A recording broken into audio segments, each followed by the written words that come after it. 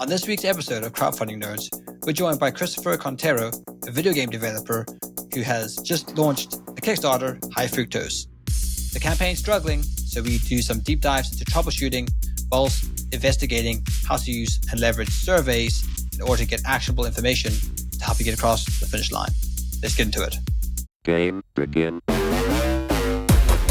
Let's go. I used to be a marketer like you until I took an arrow to the knee. Hey everybody, and welcome to another awesome episode of Crowdfunding Nerds. I am your host, Andrew Lowen, and I am joined as always by Sean and not Rick. In Rick's place, we have Chris Cantero of Chazak Games, right? Is that Chazak? Chazak, yeah. Chazak, like Chazak, the raid boss from World of Warcraft Vanilla, but way cooler. And he has a game called High Fructose that's live on Kickstarter right now. And we wanted to talk about on this episode, it's really something that we wanted to dedicate to polling your fans and getting actionable intelligence that you can that will help you make meaningful decisions and potentially turn on the fly during a mid campaign that's not going like you hoped, or maybe if you have to retool and relaunch your campaign, or in many cases even if you succeed and like I've polled our fans many times for Deliverance, and so this I felt like we didn't really have an episode that focused on this. It's one of the bits of advice that I always give in the mid campaign. You should always be polling your fans, especially if things aren't going as you hoped. If you're not funded on day one and on all of that, there, or maybe your email list didn't turn out like you hoped it would. There's always a reason why. Sometimes it's a technical error, but most of the time it's a decision that each of your potential backers made. So we have to figure out why did they decide not to back the campaign, or what's got them on the fence, or why are they backing at a low pledge tier, not a higher pledge tier, and that kind of thing. And so this podcast episode is really dedicated to trying to kind of ask the right questions. Like iRobot, my responses are limited. You must ask the right questions. Your audience responses are limited, and you need to kind of lead them to give you the information that's actually useful to you. So before we dive into that, Chris, tell us about yourself, your company, your game, and what you got going on. Yeah, sure. So I guess about 4 months ago, I used to work for Unity Technologies, the game engine company. I was laid off about 4 months ago, and I decided to jump into indie development. And I've been working on a side project for, I guess, I started about a year ago. And it's called High Fructose. It's like a first-person arena shooter roguelite. So you get to choose a ninja and you fight monster fruit. Pretty simple concept, but So I worked on Doom Eternal and worked on some films like Hunger Games, Find the Apes, and so I'm trying to do this indie thing. Yeah, that's awesome. So and you're live on Kickstarter right now, right? So to me, High Fructose reminds me of Fruit Ninja and Brotato. So it's like first person Fruit Ninja, which is kind of awesome. Big inspirations is like Ghost Runner, Brotato, and Fruit Ninja, kind of all mashed into one. Yeah, that's pretty cool. And I like how you can level and just like upgrade and get like a bunch of guns and like you're slashing stuff with a katana, but then you're also shooting stuff with AKs and shurikens and whatever. Yeah. It's kind of cool. Wizard staff, I don't know. Bear launcher. Yeah, bear launcher. So cool. Well then, so let's talk about your so we're going to transition into our topic by kind of talking about your campaign. So during the pre-campaign, we've been helping with marketing. It started to something, during the pre-launch period, we started to notice there wasn't like a super high response to emails. There wasn't a very high open rate. It was typically 30% or below. And, it's just kind of started to fall off as the Kickstarter approached, and which is never a great sign. But then, and then you launched, and, about what is this correct? A week in, you're about just over 50% funded. This isn't a board game project, by the way. It's not like you have to fund within the first 48 hours. Video games are much different. All the video game projects we've run typically have a much more, I want to say like a linear growth curve. something that is just like over time, like from the beginning to the end of the project, is a little bit more standardized. Whereas like a board game project, you get, most of your funding in the first 48 hours. And, I would say at least 50 to 60% of the funding you're going to get. And then you get maybe 20% of the funding in the mid campaign, and then maybe 20% if you're lucky at the end. It used to be a little bit more or a little bit different, but the majority of the funding is front loaded on a board game project, but that's not always true when it comes to video games and other things like that. So if you wouldn't mind, like, talk us through, because this is your first project, first time going to Kickstarter, talk us through the pre-marketing and when you launch, like up until like when you launched. Yeah, sure. So we did a couple months of pre-marketing, and at first we were really struggling to get conversions to email. Then we kind of tweaked, we got some new videos up, and it started doing pretty well. I think we were averaging like $2 per email lead, which is not terrible. And I got up to about 1,400 people on my email list. And then I was pretty confident, we get at least 10% to fund the back project. But it's been a lot less than that. So we're up, I think I have like 70 backers right now, and we're about 50, almost 50%. So yeah, it just, I was expecting at least 10% of that email list to convert, and I didn't quite work out like that. Right. And, so the people that are listening to this, like, we run a marketing agency and we were the ones behind this project. And you're probably wondering, why, oh, why would they ever bring a project on that wasn't, gangbusters successful? And well, first of all, we're all about actionable intelligence. So when things go right, when things go wrong, and everything in between, we want you guys to know about it. So that's why we started our podcast. No marketing company is perfect, and the marketing companies that look perfect on the outside, they bury their dead where you can't see them. So what our intent is it's actually kind of like a client consultation on this podcast right now, where we're like, hey, how can we turn this around, or how can we improve the situation? We've identified a problem.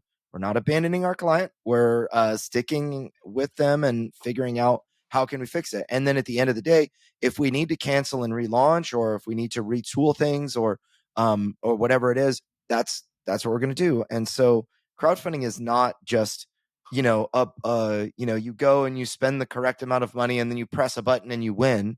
It really is a journey. Every single project is different.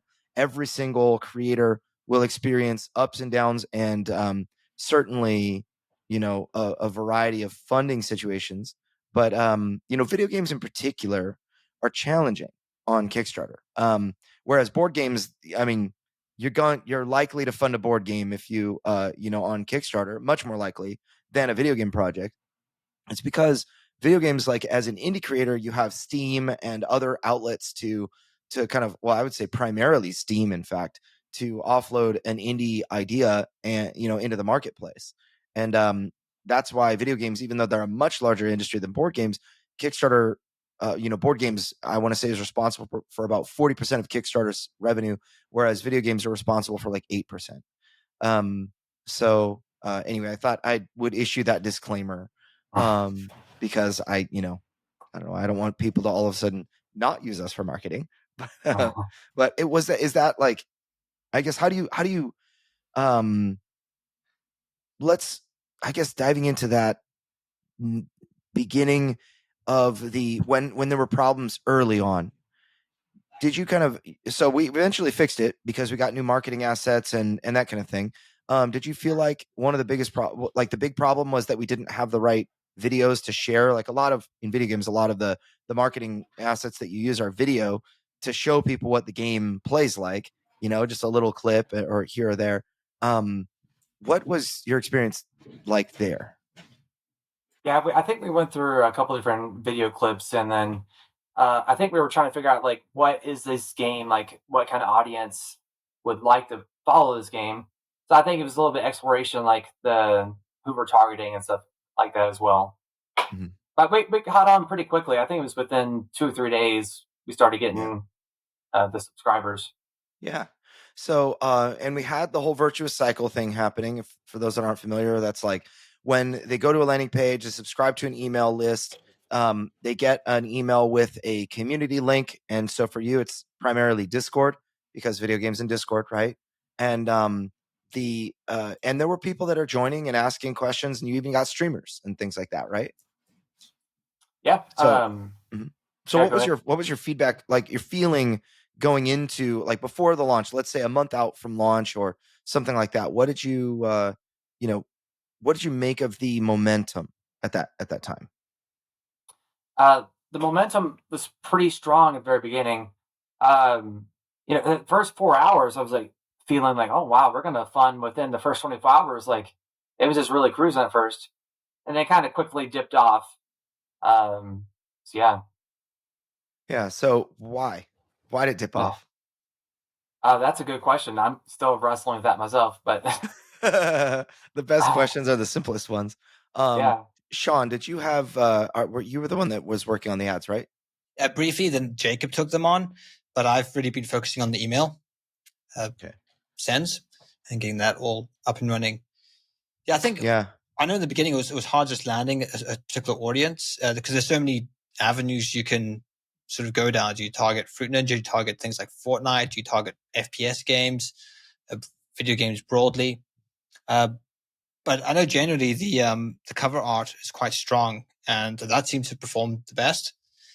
So getting people to the site and getting them to sign up did streamline at one point. Like I'm just looking at the ads now. If you just look at the past 7 days, see how things are going.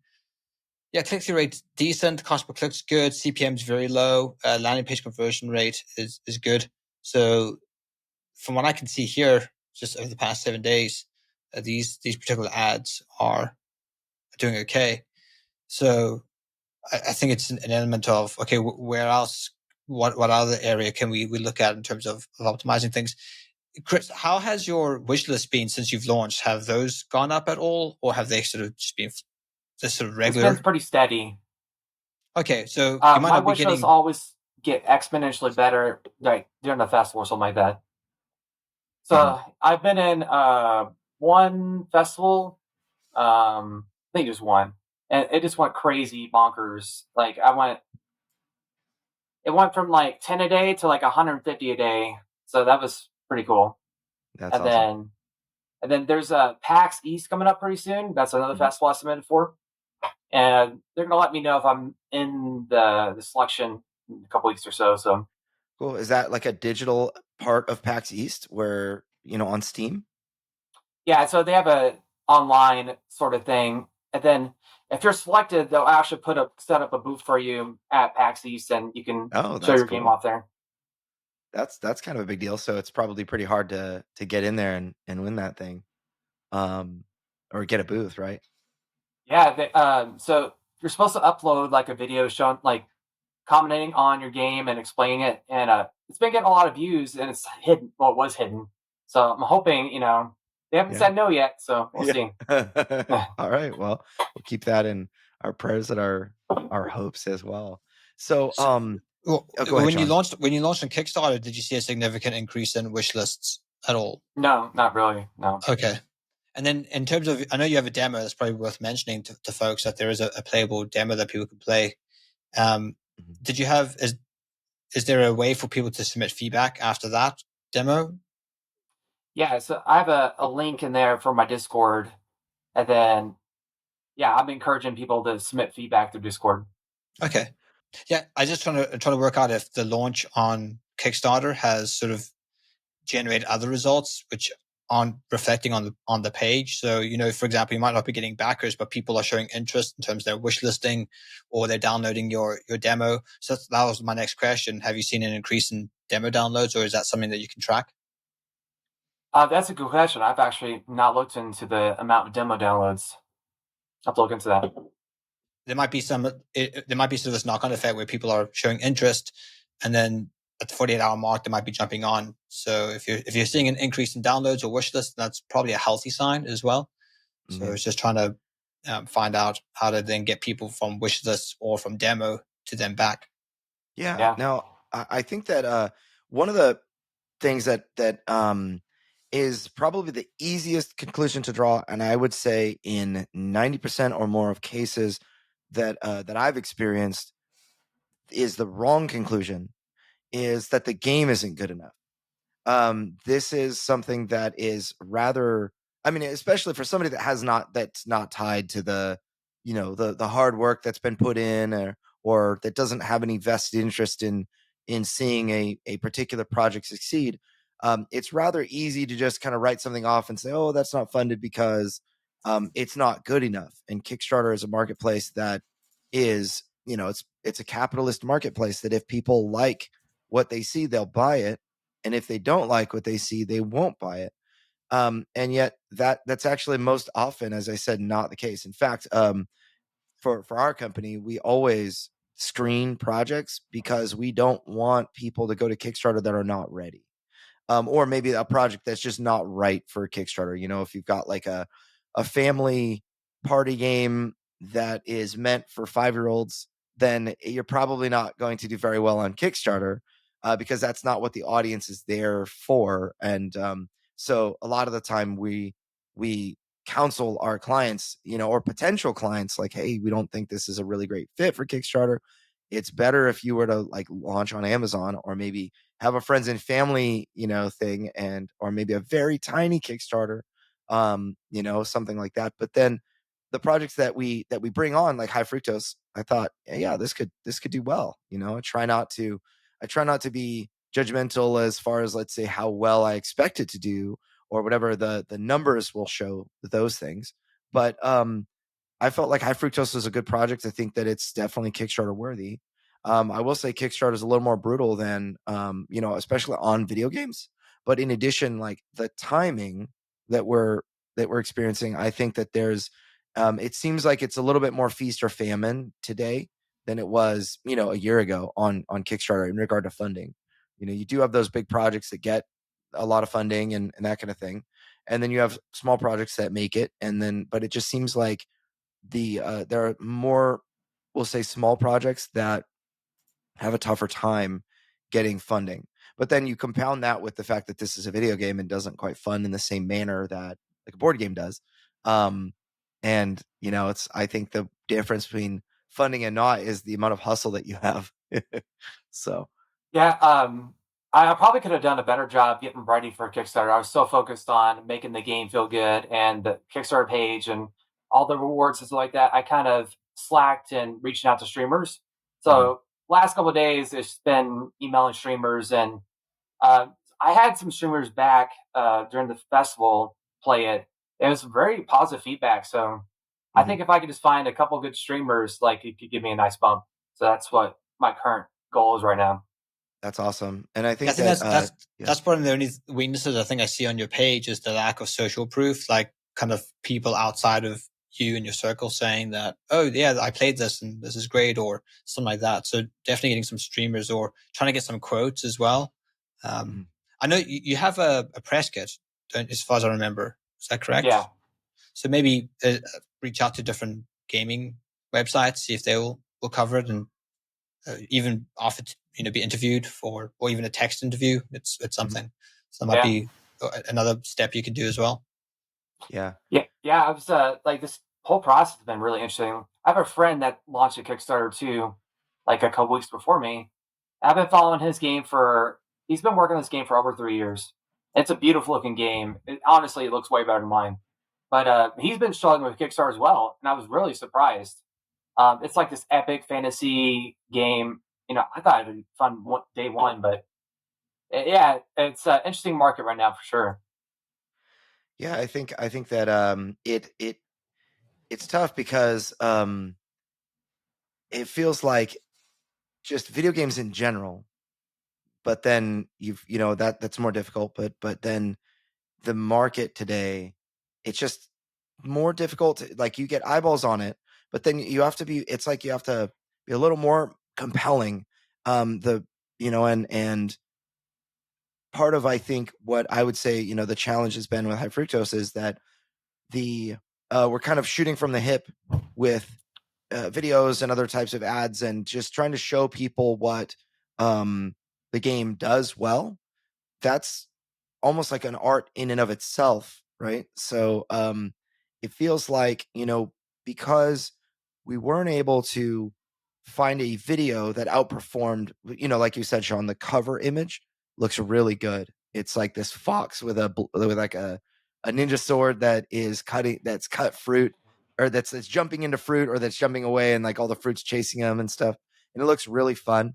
The gameplay is also pretty awesome, but then I feel like that the way that we capture and show it, has been kind of a challenge to find the right combination of things. You always want to show progression, you want to show a little bit of story and that kind of thing. You ended up having a friend build like kind of a 3D, just like a CGI video, right? Like a little video intro of your fox cutting something in half. Or wasn't that right? Me and a buddy, he used to work at Pixar, so I animated it and he lit it for me. So it was really nice of him to do that. That's awesome. Yeah, it's so I think things like that, like we had that, but I want to say like that was when the Kickstarter campaign went live. That's when that was finished, right? Yeah. And one other thing, like we have this really cool boss that you've been working on, which is like a dragon fruit, right? Yeah, it's like so my game is fruit themed. So you fight oranges, or strawberries, coconuts. So the final boss is a dragon fruit with a dragon body. Uh-huh. That's kind of awesome. So, but one of the challenges is, let's say if we could show a video that had that dragon fruit looking awesome, it's like this final boss. Can you beat this guy? It starts to, I think, tease the players a little bit, like asking them a question: are you capable of beating this guy? Versus, the other, I think, really attractive thing is like you start out with the samurai sword, or ninja sword, and you're swinging, like you're spamming your sword attacks on fruit. You're getting, like you included these recipes where you kill like 3 strawberries in a row and a banana and you heal a little bit, or other things like that. You can wall run and that kind of thing, but you've got your sword only. But then in between rounds, you get money that you can now upgrade it, and get weapons and other types of, like we were saying earlier, like a bear launcher and an AK, and you can increase your speed and increase your damage and that kind of thing. So eventually it's like this arena game where you build up to this final fight. And I think that some of what was able to be showcased that was really cool was the actual build of your character from basic to now having some capabilities to being awesome. I think that's part of what is really interesting about games like this. And then also the boss fight, like the can you do it sort of question. And I think it's not, so it's obviously a game that's in development. You've been working really hard on it for a long time. It's actually a pretty quick turnaround from like starting to work on it to being ready. I mean, you're basically ready to go, like ready to put it into beta as soon as that dragon fruit is done. And the truth is, probably regardless of if the Kickstarter is successful, you can get this thing released, which is actually how I think video games should be to begin with. But yeah, the goal is but I'm gonna scope the game depending on how well the Kickstarter does. So like if I just barely get funded, I'm gonna release it as soon as possible within, a couple months. Mhm. If I get, it'd be amazing if I get like 50K and then add a couple more months of development time to it. So yeah, I was scoping it based on how well it does for the Kickstarter. Yeah. Now, when you decided to launch, you had the assets you did and everything, but is there anything else that you wish you could have added in, or that you would have changed in regard to timeline or development and whatnot before the Kickstarter? Anything that you feel like could have made a difference, or would you say, do you feel like generally anything you've been working on right now wouldn't have made a meaningful change to what happened on day one, let's say? So like what could I have changed to make it better, basically? Yeah, like do you think that there was anything that your audience was looking for that they didn't see, that you could have shown them, that on day one maybe you would have gone from, like, instead of 30% funded, you would have had 100? Yeah, probably there's more boss fights. Those are kind of coming in hot at the very end here. So yeah, maybe having that final boss fight done before I went to Kickstarter would have been a smarter idea. Mm-hmm. But with the demo, so the game is 20 waves long, and the demo only shows 7 waves. So yeah, I was kind of making the demo as I'm making this Kickstarter, so I haven't got to the final wave yet. Yeah.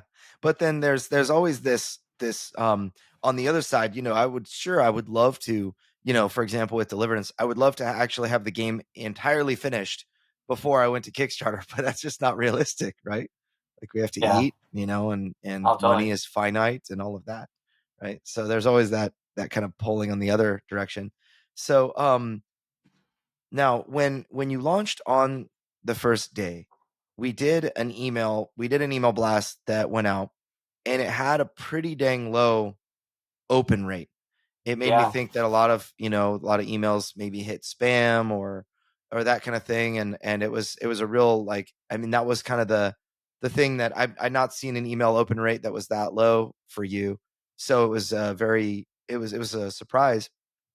And I want to say it had like an immediate open of like 11% or something when you sent it to me. And then maybe it went up to about 20, or is that correct? Yeah, so the intro email got pretty high, I think. It was like 50% open rate. So when you sign up, you get the email. That was pretty high. And then the Kickstarter launch email, I'm pulling it right now so I can see. Yeah, it's a 11% open rate. So yeah, that was really surprising. Yeah.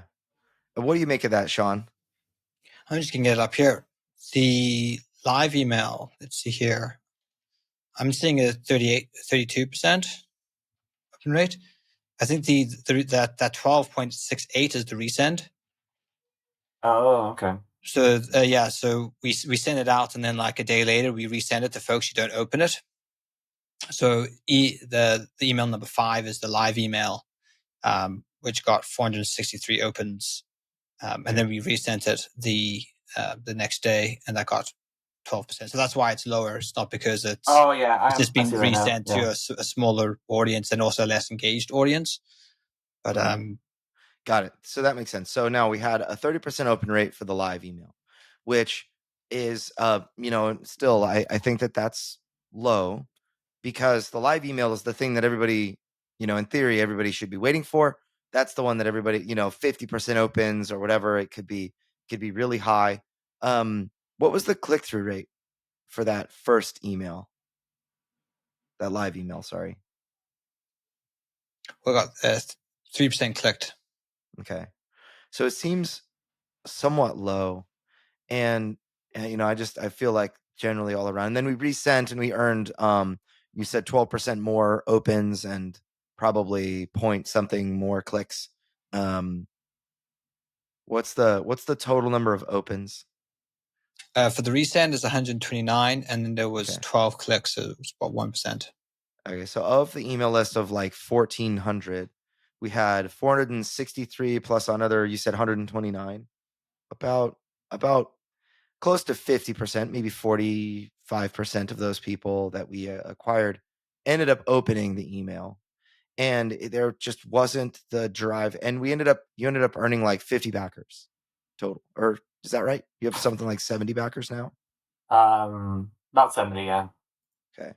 So that obviously there was a problem, right? And I was kind of alluding to something before, which is that it's not usually the quality of the product. If the product is good, there's not anything that's like, it's if there are obvious flaws, then that's a reason that people might not have backed. But of the people, of let's say 500 people that clicked through, we should have had higher than, it was, let's just say 10% conversion of those people, which is actually only about what is it, under 5% conversion from your whole email list, which is actually rather low. It's like a 3% or 4% conversion rate from your email list. So the game itself, in my opinion, the game itself is not the problem.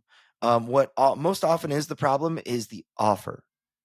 And maybe the rewards it's not compelling enough, or maybe the price is high. It'd be really interesting to see what they say in the survey. Yes. So let's get into that now. I really want to jump into that survey. So, what was the advice I gave? We talked yesterday, and just on a call. What was the advice I gave you that inspired you to make this survey? Just a Google form, right? Yeah, Google form. So yeah, we have these people that I guess we got a 50% open rate, but they're not backing. So there must be something wrong with the rewards or the price, or So I guess we need to get inside the mind of the email list and see what's going on. So you suggested doing a survey, and maybe we could pivot based on the feedback we get. Yeah. And so what were the types of questions that you asked? And then how can we, and what was the information that you wanted to get out? In fact, what I'll do is I'm going to screen share for those that are watching video wise. I'm going to screen share this tab. Let's see. Okay. So this isn't live. It's not sent out yet or anything like that, right? But these are the questions. So how did you hear about high fructose? That was the first question you asked. So if you wouldn't mind going through each of the questions and your logic behind why you put that there. So my kinda what first you're thought is I wanted to keep the survey not long, so people would be more inclined to answer the questions. Because I tend to ignore surveys if there's 15 questions. I'm like, Mhm. so yeah, I wanted to keep it short and sweet and see if I can figure out who was backing it and maybe better idea of how I can target those people. Like if it's all family and friends, then I obviously have an issue with my online ads. Mhm. So that's the thinking behind this first question. It's like who's actually backing it right now, and then the level of interest in the project. Like if they just, I just wanted to see if they actually were interested in the project. Like if the leads we have are good leads or not for the email list, Mhm. and then that's my thank you for the first two questions. Yeah. So let's pause there, and then Sean, what are your thoughts on this, on these two questions? Well, the cool thing about these forms that you can set up with Google, you can make some of the answers conditional. So the part of the first question I would want to ask is, have you backed high fructose? And if it's yes, then you take them to a different section of the form. If it's no, you ask them a different set of questions. So that's probably the first thing Interesting. I would Okay. recommend asking. And then that way, for those who have backed, you can say, well, thanks so much for supporting. It means a lot. At what tier did you back and why? And then that will give you a bit of insights into why they backed at that tier. And then it will sort of help you refine your messaging for those who are actually backing. And then for those who are not backing, I would want to ask pretty much open-ended questions. Like, why haven't you backed yet? And just kind of see what responses you get. And I know we recently had a client who also did a survey, and he had check boxes, and he had like price, he had shipping, he had the development time, and all these kind of things he was thinking of. And then he had other. So if you didn't check that box, you could select, you could type in your own thing if you wanted. Just again, makes it that little bit easier. You don't have to type. It's again, keeping it short and sweet, but then getting that vital information. So Yeah. I think that's probably a good starting point. Okay. Yeah, actually I can pull, let me get into questions. I did this Deliverance form, which do you own a copy of Deliverance is my first question. Let me see. Let me pull down here. Do you own a copy of Deliverance? And a lot of people said yes, and a larger chunk than I expected said no. And then for the people that said no, I wanted to know, why didn't you purchase it? Like, why haven't you? And there were some things that were dominantly, above others. My friends have the game, trying to decide if it's for me, or I'm waiting for the next Kickstarter, or I still plan to purchase, I haven't done so yet, and then price is too high. So I gave a lot of different answers, like as options, but other people started to add options as well. Um, somebody talked about being all Dave Ramsey and wait until they can budget for it, and other things like that. But and then of the people that owned it, I wanted to know. I mean, my goal with this survey, and we did review this survey a number of podcasts ago, but my goal was I wanted to get players to. I wanted to know what they liked about the game, so that I could figure out what should I really focus on for the expansion. What should I make more of? And the expansion was kind of at that point where it was malleable enough that I could say, okay, I'm going to really focus more on the campaign. I'm going to focus more on skirmish. I'm going to add more bosses or more playable characters because that's what people like, and what kind of players. But this right here, for the people that have not played Deliverance, played 0 games of Deliverance, I asked them, so I asked, how many times have you played? And that, there were, 18% of the people that own it have not played it. And that's a problem because I wanted those people to not only own it and put it in the shrink wrap, they paid me money for it, but I wanted them to play because that would help create like a true fan, and, that kind of thing. And then, a lot of people said time, and some other things that were open-ended. And that was very, very telling, very interesting. So like going back to your form, I think the first thing I always think about when I, so like if I tell people, hey, I want you to poll your audience, ask them why they didn't back or what got them on the fence, and other, what would help get them off the fence. I give this advice every so often. And so I think with a survey, the first thing I think about is I want to know one thing, the one thing. I want to know different aspects of the one thing, but I just want to know the one reason. So, for me, how did you hear about high fructose? Does help, like if most of the people found it on social media or online ads, or maybe friends and family, that would help, like to know who's answering the survey. But it doesn't really help unless we know like how those people felt. Let's say if it's friends and family, the level of interest in the project will be high. But if it's like online ads, those are the people that I feel like friends and family are going to support you because they love you and that kind of thing. But like the online ads, this might be a really great way to kind of split people and say like, okay, what was your level of interest in the project? Maybe online ads average level is like a 3. And so with friends and family plus online ads, maybe the average gets skewed up to like a 4 or 4.5. So you lose some of the information that you're really trying to draw out with this Oh yeah, question. that's interesting. So I think conditional formatting is really useful, where it's like, hey, go to section 3 if you heard about it as friends and family, but go to section 2 if you heard about it via social media, online ads, Kickstarter browsing, or other. So that could kind of help you kind of filter out what I would consider a big, very important variable that might skew your data, because you want to figure out why people were not interested rather than, hearing from the family and being encouraged. And I would also even say from friends and family, we talked about like, hey, maybe you could encourage those people to, upgrade a pledge here or there. They might be very willing. They might just not know what you need. And so this is actually a very, I would say, a rather innocuous way. Like you keep it anonymous so they don't have to share their email. Yeah. And they can say, I stretched myself as far as I can, and I'm not interested in raising my pledge, or I'd be happy to raise my pledge because, you're awesome, or whatever it is. That could be really cool. And a very, as I said before, like a non pushy way to suggest that. So I got a question for you guys. Sure. So I was in a local newspaper, and I gotten a bunch of new connections through Facebook and stuff like that of people that are interested in having a video game studio in town. And I talked to several of those people, and they didn't even know what Kickstarter was. Yeah. So, like, I think there's an education thing that maybe we could do in the survey. Like, do you even know what Kickstarter is? And like, figure out a way to Yeah. educate people through the survey as well. What do you guys think about that? I think that's smart. Have you ever used Kickstarter before? And yes and no.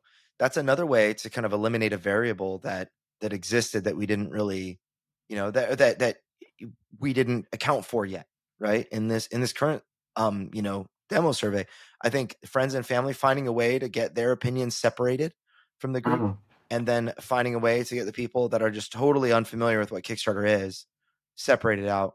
Because I think that what we want is, and we're kind of drilling into this a little bit more, we really want people that know what Kickstarter is, that have used it before, that saw your project and didn't back it.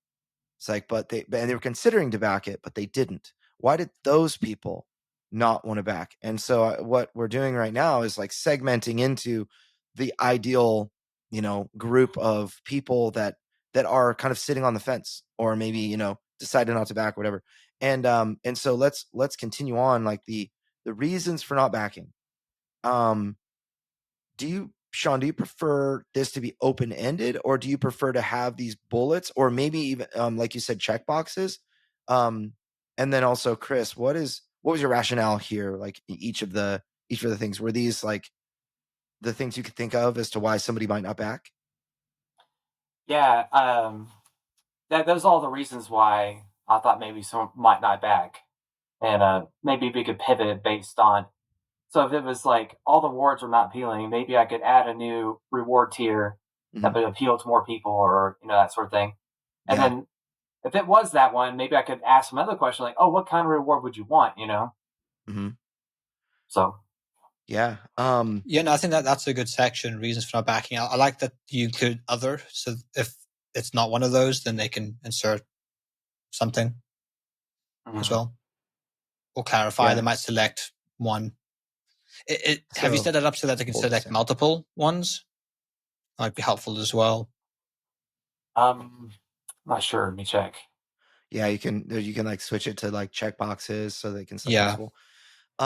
I would say the one thing that feels like it's missing right here, so rewards not appealing, I would the price, and like I said, the offer, you've got the total price compared to what you're giving.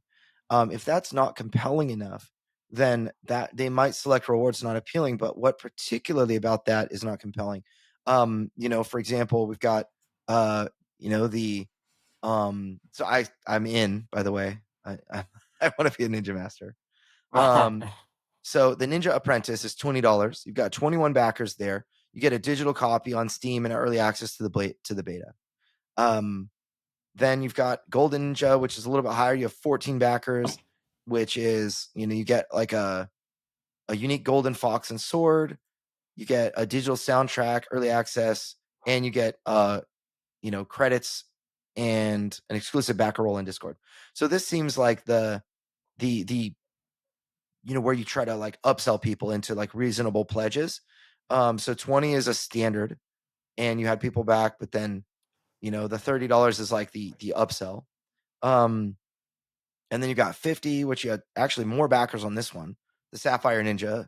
You get a Sapphire Fox and Sword and a Golden Fox and Sword.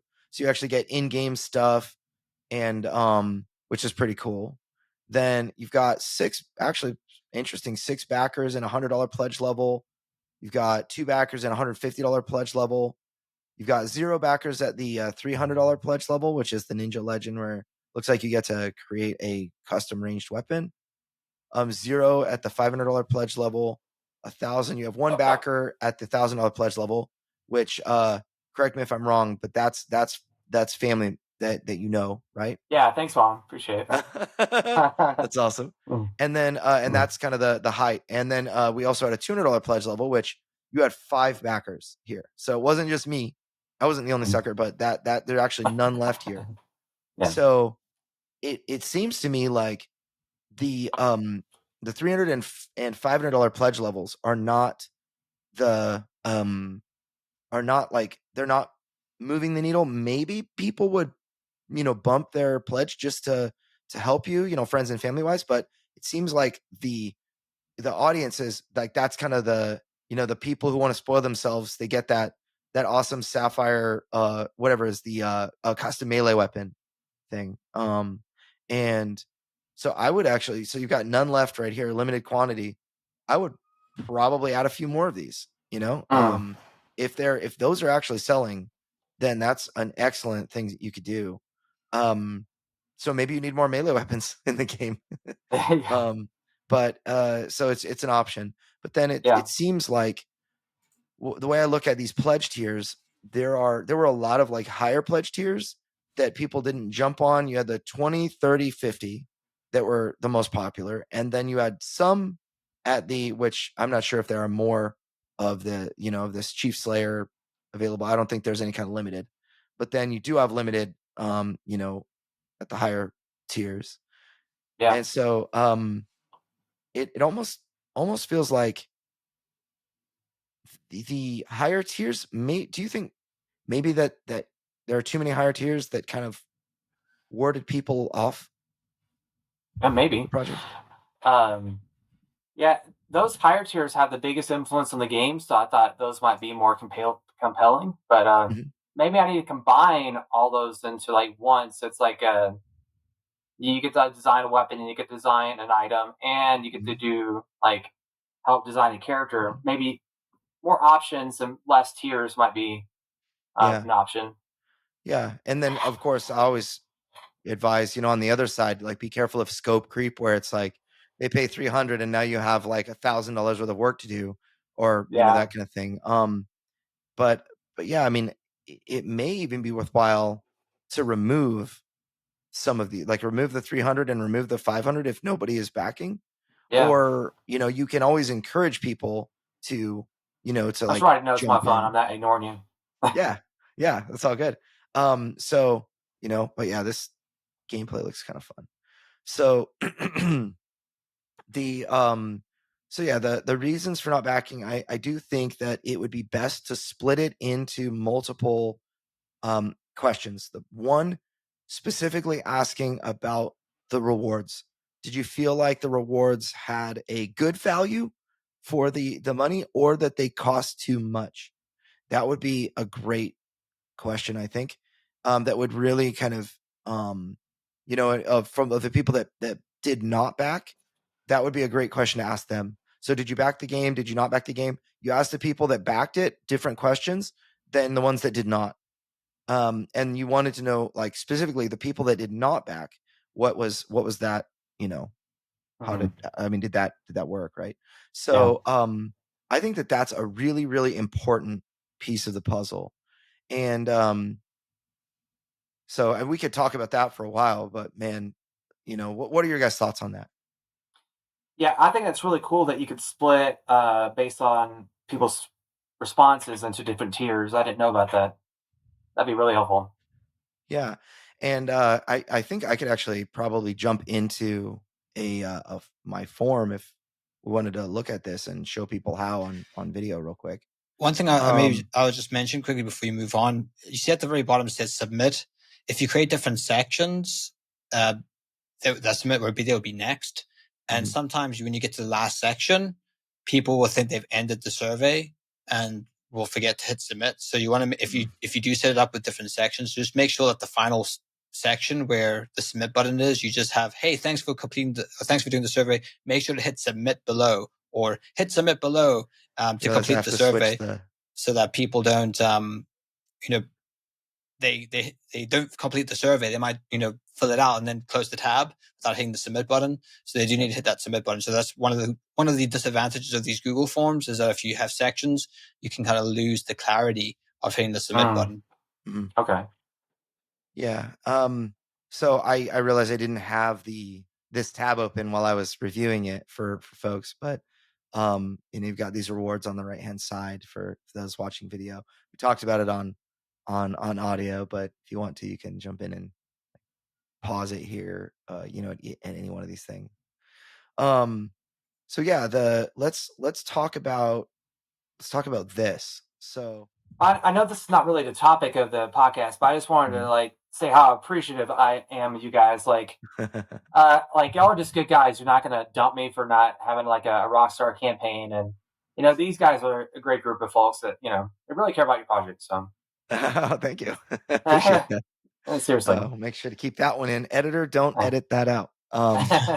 So no, appreciate that. Yeah, so I myself am a designer, and I struggled with, getting Deliverance up. And I know that many of those listening have their own pet projects, and many of those that we have talked to, they have projects they've been working on, and then they have like the one that has to do well, because this is the project I've been spending so much time on. I think about, like Dave Beck with Distilled, and Caleb Gannon with Algomancy, and Ascendancy with Matthew Meeple, who's going to have to change his last name now. Too bad, Matthew. And many other people. That was a joke, by the way, because Meeple is now trademarked, or they're battling over that. So anyway, that's something that I think makes a big difference. At the end of the day, just understanding that these are not just projects to profit off of or whatever. They are passion projects from people that might have full-time jobs, that might have other things like that. But I think just to understand it, to actually know and feel what it's like to have gone through that is really important. So this is just a quick example, by the way, of like how to split people. So do you own a copy of Deliverance? And then I made sure to let people know that it's okay if you don't. It's okay. And if they say yes, go to section 3. If they say no, go to section 2. So all you need to do is create another section, and then you can actually start to cause people to go to, I created lots of sections, and you can even title them and whatnot to make it a little easier for you. So yeah, what's the most important reason you haven't purchased? And I actually gave a number of reasons and gave other as an option as well. And that kind of thing. There are things I would have done differently that I, probably would have given me better information, but that's really important. So Yeah, like just talking to you guys, I'm starting to realize how important the survey is. Like at first, when I thought about doing a survey, like I kind of shrugged off, like, oh, I'm just going to go talk to more streamers, and it's kind of, charge through it. But like, I think the people that have backs is like really valuable information to ask them. Yeah. Yeah, I didn't see the value of this at first, so I'm really starting to see the value of this. That's awesome. Yeah, I'll say, so you're at 5,000 in funding out of a $10,000 goal. You have 71 backers. Hey, we added a backer. Sean, did you back? No, it was me. So we got a backer. Thank you, backer. Yeah. So at the moment, you have 22 days left on this campaign. That is a lot of time to fund, especially with a video game. Even board games, like if you find yourself, any kind of project, if you find yourself halfway funded, with a fair amount of time to go, this is your time to go. Like you have to hustle, and you talk to friends, you talk to family, you figure out what's going on. But one of the most important things that we can do is figure out, like, how do I change the mind of people that will see this page in the future, or that will reconsider us in the future? So if the numbers are good, then maybe we need to, that's going to be, I think, a very important piece of the puzzle. Like, what if they say the price is too high, and then you put a $15 pledge, and you get like heck of backers. What if that's the only problem? It's like, oh, this type of game, I expect that I should have paid 15 for it, or even 12 or whatever. That, maybe you could even ask people, what is the ideal price for a game like this on Kickstarter? And you can go, like, you can do a sliding scale of, 10 to $30 or whatever, and people will land somewhere. And maybe what you do is you say, like, hey guys, please stick around at Ninja Apprentice. We're adding extra awards to this.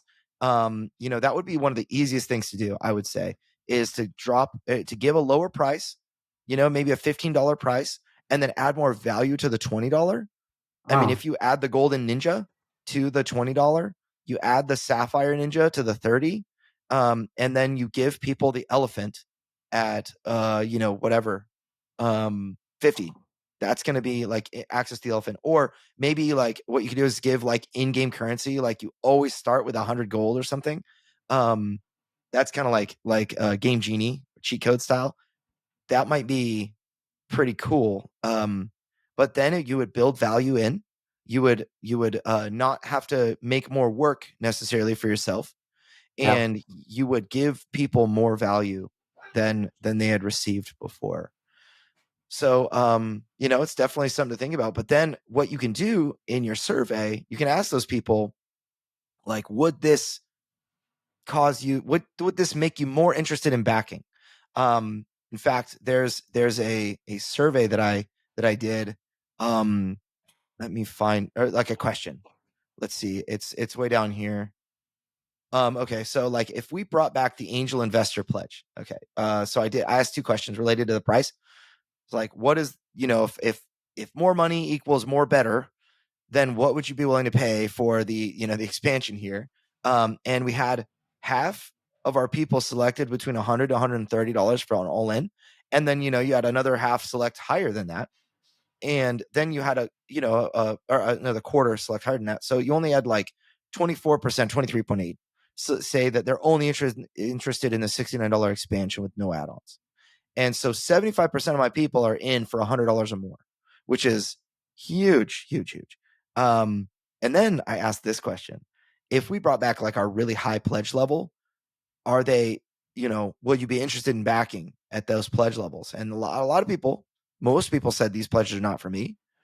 Others said 23 people said they would consider putting $749 in. We had Archangel investors. 4 people say they would consider the Archangel investor. And I want to say one in here was like, I'm definitely doing this. It's like too small. I think at least, but then look, would it increase the likelihood of backing these Angel or Archangel pledge tiers if we also added you receive every game we make in the future? 41% of the people said yes.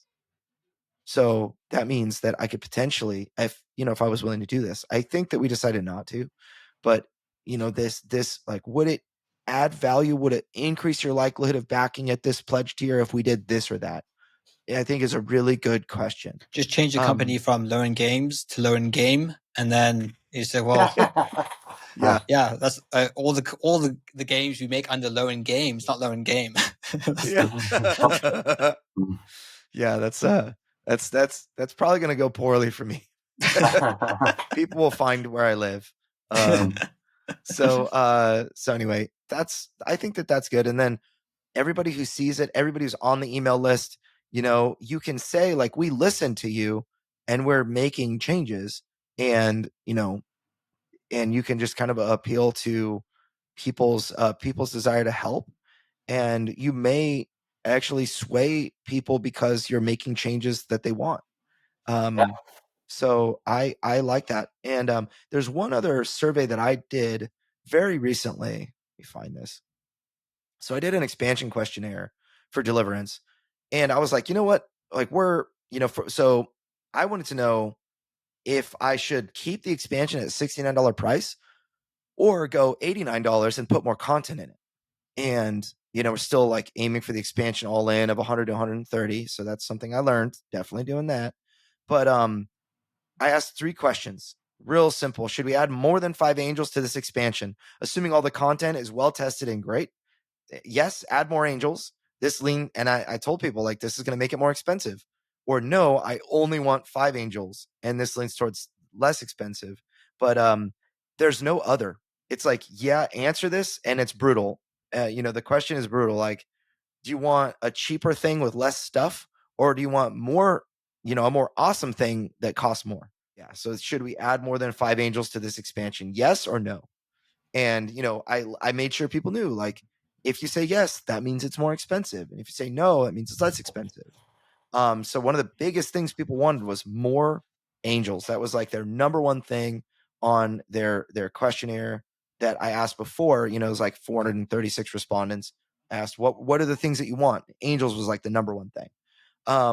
Then this one, should I add more hidden content boxes for a more dynamic expansion campaign?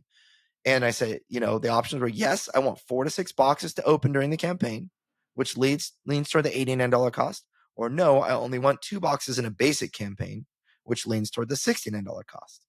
And then, I just asked people point blank, should Deliverance Council of Fallen be 89 with as much content as a base game box, or 69 with much less content? And then I wrote optional, is there anything else you'd like to add? This is what we got. So almost 2/3 of our people, so 63% versus roughly 37%, said that they wanted more angels. That surprised me a little bit that I had as much resistance as I did, because angels were like the number one thing, but also pricing really matters right here. Pricing, it makes a difference. $20 more, right? And there's a lot of other context that I didn't include, which was the, like for VAT and EU people, like if that's not included, it's going to be 20% more for those people. So like, what's the true cost? What's the full offer, right? And so should I add more hidden content boxes? I had almost 3/4 of people say yes, do that. That was a really big needle mover for people. And then should it be 89 with as much content or 69 with much less? I had 2/3 of my people said $89. So it was a resounding, 89 is what we want, and versus 69, it's like, but then, I gave people optional, is there anything else you'd like to add? 85 people gave, Release the information. awesomeness is very useful to Release the know. awesomeness. I love that. Yeah. Mm. And, there was one person that actually wrote some very interesting stuff. If the low end was 40, I'd say keep it light. But past 50, I see a range up to 100 and want as much content as possible. So what this person is saying is that if the game costs $50 or more, it might as well cost up to 100, because that's, if it costs 60, then it's going to be, it's in, like, for this person, it's in the same category as a game that cost 80. So a game that's 69 versus 89, like, that's kind of the same category of decision making. And I think I actually see that. It's funny that he actually said it that way, because that's kind of the way I see it. I think, like, $59 and below is something, really $49 and below is an important number, but I think 59 people are much more forgiving, at least on Kickstarter and whatnot.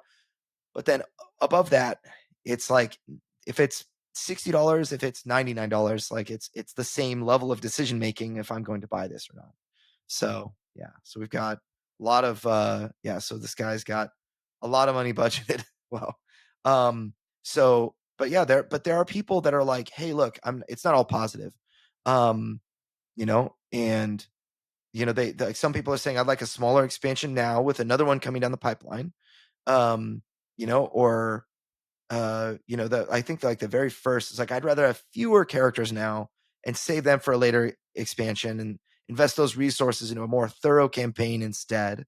So he was saying, like, not the angels, but yes, the campaign.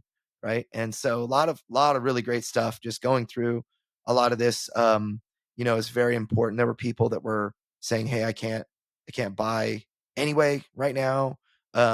Which is, they'll buy later maybe. But anyway, so I thought this was useful that I could share this, but it's good because I now know that we're adding more angels. So I had 5 angels that I revealed, and so we're going to add at least 3 more. And then we're going to add more demons, so more minions to fight, more fallen princes, and more hidden content and that kind of thing. So hopefully That's very cool. Yeah. So, surveys can be extremely powerful, connecting you with your audience and helping them or helping you understand what they want. And in your case, Chris, I think, with this particular, project feedback survey, you could put a little bit of like explainer text maybe right below this, like on I forget what it's called, but the subheading or something like that. The underline is what it's called. Or anyway, so to I think explain this how whole it can help survey you. thing is. I'm sorry. Go ahead, Andrew. No, go ahead. Yeah, I'd love to hear your thoughts. I before I started all this, like, I've listened to every GGC talk and like every how to start an indie game studio, and I don't think I've ever seen something like this. Like, once you have an audience, like, sending them a survey and getting valuable information, like this kind of content, I think is really underrated, and I think it's really valuable. Yeah, I look at, like, you have like roughly 1,400 people on your email list, and they didn't all turn up on day one, but you have those 1,400 people. Some of them maybe they gave like their spam email, and that's just how it is, and we can filter those out or whatever. But like, those 1,400 people are on the boat, right? They're on your cruise ship, and you're the one steering it, and that kind of thing. Unless they unsubscribe, they're going to get information from you. And so if, the way I always say is, like, you should treat each of those emails represents a person that has interests and desires and needs and that kind of thing, and need to belong places, everything like that. And if you can show that you care what they have to say, we've seen how loyal people can be to companies that feel like they hear what the fans want. Like how hardcore fans were of Blizzard Entertainment. That was like, I felt like I was in a cult, Sean, did you feel like you were in a cult too? It was like, whatever Blizzard does, like, I hate it, but I'm in, did you feel that way for a while? Blizzard sucks, but I'm buying whatever they Yeah, put out. probably at one stage. Yeah. We're just salty fans, but yeah, so I think that's something that you can earn that type of reputation, and it comes one interaction at a time. But beyond all else, like, if you work to give fans what they want, I think you can earn more fans that way. One other thing that you could do is you could share this with people that are on Twitter or whatever. Like, I know you have a decent presence on Twitter. You can get people that have never filled out your survey to fill out your survey, and they will discover your game and be like, hey, this guy's listening. So, I've seen results come from that too. So I don't think that you necessarily have to limit it just to the hardcore members of your community. But I do think that it would help if it's really great that you have the tools. You've got your email list, you've got your social communities like Discord and, like, I think a Facebook group, and then your Twitter account, which you regularly use, and that kind of thing. You can share on, and then your personal Facebook, you can share on each of these places. Yeah. And I think that if you're able to kind of segment the data, like we talked about earlier, segment the family out and segment the people who have backed the game versus not, and that kind of thing would probably really give you some actionable data that you can use to share with with people. So put it in a Kickstarter update, put it in an email, that kind of thing. So yeah, for sure. Awesome. Now, any final thoughts you had, Sean, on this concept of surveys and polling the audience and other things, that we talked about? No, I was just trying to find an article. I'll try and dig it out, and I can send it to Chris, and we could in the show notes. But it was how a content creator made viral posts on Twitter for their Steam game. Do you know it involved reaching out to different gaming websites that then created content, and they were able to reshare and kind of create a snowball effect. So I'll have to dig that out and include it. Cool. But yeah, I think the survey is, I think what we've discussed is it's a good roadmap to getting things done. I think, Chris, in your terms, trying to keep it as short, as sweet as possible, maybe only 3 or 4 things they have to do in order to submit it. Try to keep those interactions as low as possible, just because you want to get actionable information as quickly as possible. It's a good idea. Cool. Yeah. So Chris, I'd love to hear your final thoughts, as well as, how people can find you and, share more about High Fructose and where people can find that as well. Yeah. I'm kind of an optimist and everything. So, so maybe the Kickstarter's not going as well as I thought it'd be, but, like, and the flip side of it, like, it's really pressuring me to, like, improve my content, grow as a business owner, because I'm just an artist. So this is a new avenue for me. So yeah, it's really stretched me in really positive ways. So, yeah, I'm glad this experience is happening. So yeah, you can follow me on Twitter, X, what do you call it nowadays? I think it's Cantero Chris or something like that. You can Google it. And yeah, if you have any questions I mean, I don't know if I can help you at all, but I'd love to talk to other creators and stuff like that as well. So awesome. Yeah. And again, Chris has High Fructose on Kickstarter right now. I know by the time this podcast airs, he's still going to have over 2 weeks to go, and it was like 2.5 weeks to go. And so if you guys find it interesting, even dropping $5 on a Kickstarter campaign can make a huge difference, right? So, but yeah, I'm really interested to see how you pivot. Really interested. I'm sure I find for those listening, to find High Fructose and hit the follow button to see what happens. That's what I would do. If I would just be really curious, because now is the time you have to put up, or, I feel like I was about to go over like a wrestling adage, put up or shut up. That's probably not the exact right term I would use, but you've, like, now's the time to hustle. And so to have the opportunity to see somebody who's not willing to go down without a fight, that is intent on funding and intent on bringing a project to life and succeeding with a particular Kickstarter campaign, that is something that I think is probably the greatest teacher of all. So, Chris, if people are willing to follow, would you be willing to make a commitment to share what's going on in your updates on Kickstarter so people can see what it is that happens as a result of these things? Yeah, for sure. I think it's really helpful when other creators like show their struggles and stuff like that, Yeah. because it helps the whole community out. So yeah, for sure. Yeah, I will also say, gosh, what's the landing page for High Fructose? PlayHighFructose.com. PlayHighFructose.com. So that's the easiest way to probably jump on and take the ride and passively follow. But hopefully this podcast has been useful. We absolutely love to share success stories, and we do that all the time.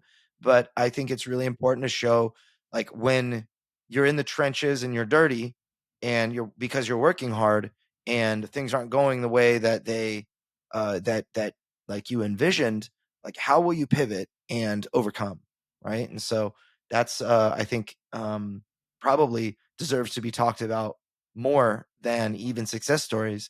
But people that deal with adversity and find success in spite of adversity are the things that I think teach me the most.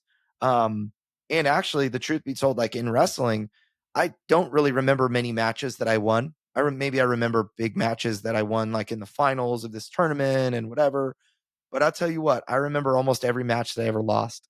It's just like, I am never going to, or like Chris, you do jiu-jitsu also. And it's like when you don't really remember the rules that you do really well, but you remember the time you got choked out by the guy who was a lower rank than you or whatever. You're like, oh man, I need to get better at that particular skill set so it doesn't happen again. And so anyway, I think these types of lessons are the ones that actually are retained, Yeah. So Going to Kickstarter for me is kind of like going against a black belt in jiu-jitsu. Like, you're gonna get choked out every time, but you learn a lot, ruling someone against that's way better than you. So yeah. So that's awesome. So, well then, guys, I hope you appreciated this episode. I really appreciate you, Chris, for just being vulnerable and sharing with our people. And I guess we're gonna have Robot Richard send us on out. Well, that's all the time we have for this week's episode of Crowdfunding Nerds. For more resources, articles, and to listen to past podcasts, please visit us at crowdfundingnerds.com. And if you have a crowdfunding question, we also have a page on our site where you can send a message directly to us. Please visit crowdfundingnerds.com/question. And if your question is a great question, we may include it in a future podcast. Thank you all again for listening to this week's episode, and we'll see you next week. Stay nerdy.